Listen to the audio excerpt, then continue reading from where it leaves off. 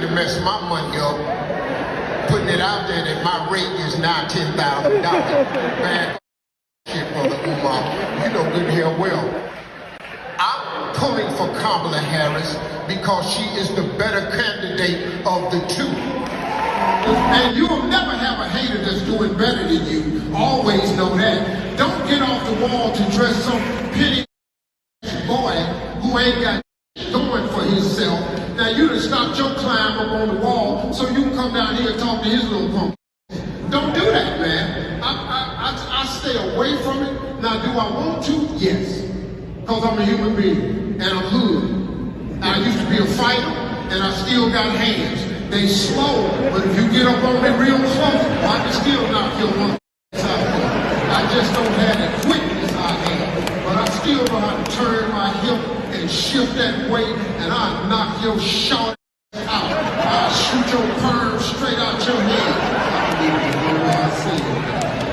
Yo, it's Big Ant, the spokesman, man. We back. Another edition of Urban Politicians TV, UPTV. Make sure you stay on your pivot at all times, man. Had to come tap in. Now, I broke all over the blogs and all up in the news and media and comedy world yesterday when Steve Harvey had did an interview with Stephen A. Smith at the Invest Fest, and he got up in his bag, turned up. He said a lot of other things as well, but I felt that from watching this clip, he decided to go ahead and look at the crowd. Let me read the room and take an opportunity to get back at Katt Williams for him going in on him and several others back in January on the Club Shay Shay podcast. And I tell you like this, Steve Harvey most definitely felt the way about it then, and he still feel the way about it now for him to go ahead and address it. Now, he is a comedian. He sees it as entertainment as well. He know exactly what he doing. He gonna engage and try to get some of the clout himself. He ain't new to this. So, Katt Williams, of course, caught wind of it. Now, I wasn't expecting him to respond,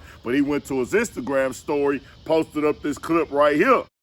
I look mother good. Eating you up. I'm talking about eating you up. The writing probably came actually with the meme, but it says, me in the first day of school convincing myself I don't look like a frozen virus from Antarctica. Then he put, yeah, Steve, in his own words, with the crying laughing emojis and like, is he crazy? Basically saying, nigga, you lying to yourself, trying to convince you that you would ever think you gonna knock me out or squabble me if we ever cross paths or something got into that type of activity or anything like that.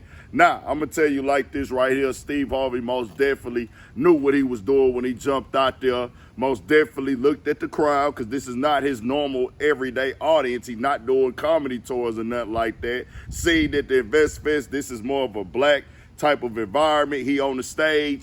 He said, hey, you know what? I'm going to go ahead and use this to capitalize on a moment. Let me get back at this nigga Katt Williams real quick. He said something light when the interview first happened, but I ain't going to lie. When I went back to it and I looked at it and I watched what that nigga Katt Williams said, it's most definitely got up under that nigga's skin because he was turned up, even to the point that nigga was even getting on Shannon Sharp in that moment when he got to getting on certain people and things like that.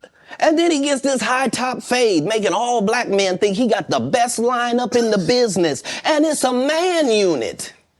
Then you ask it, why you not a movie star? I didn't want to be a movie star. This the same Negro that hated on Bernie with this same thing. I didn't want to be a movie star. No, you couldn't be a movie star. There are 30,000 new scripts in Hollywood every year. Not one of them asks for a country bumpkin black dude that can't talk good, baby, and look like Mr. Potato Head. There ain't none. You would have to have range. I played a lot of characters, 60 movie roles. I'm not playing Katt Williams in there. I don't know, Katt. We might not let you drink anymore the way I mean, we ain't even got... I'm not fueled by alcohol. I've had a sip, less than you. This is like Steve Harvey telling people he used to be homeless. That's my story. That's not his story. Steve Harvey wasn't never homeless. And I do gotta say this, man, no matter what people's opinions is about whoever, people gonna feel differently or anything, Steve Harvey was speaking on some things with the community as well in the full clip. Y'all can see that in the last video I did. But I do gotta come on here and address that one thing with Dr. Umar and that $10,000, bro.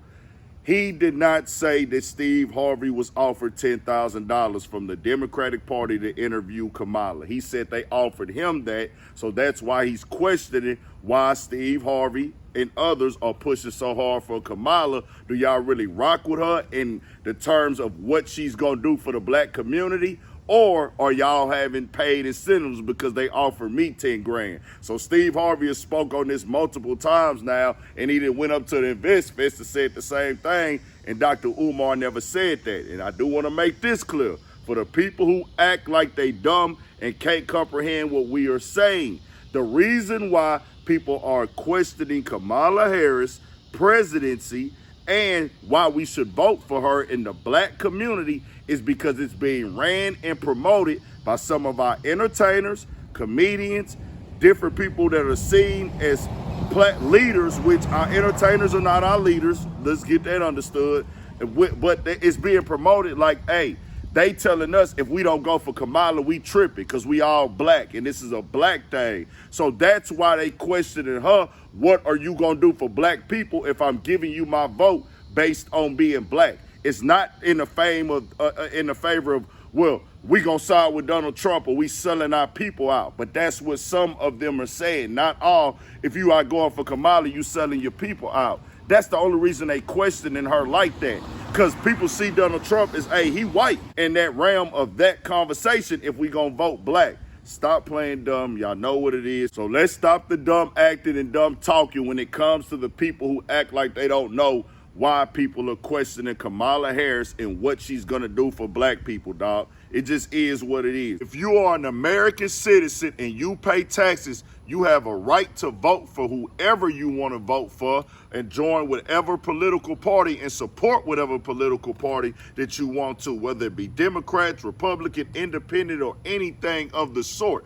The thing is, though, if you're going to run something in the black conversation, in the black narrative, black people are going to say, well, what are you going to specifically do for black people? Because there has been nothing done in policy or politics that has only went directly to black people. If not, then we need to separate the black conversation from the election if you're not going to do something specifically for black people and just say, hey, we're going to run with this. These are the things that you can use. Take the black off and shaming of blacks off of the conversation if somebody doesn't want to ride for somebody because they supposed to be black or identifies or calls themselves black, if it's not going to be something that's going to go directly to black people specifically. Tell me what y'all think. We got more coming, more videos, all that 1,000 for shit show. Stay on your pivot.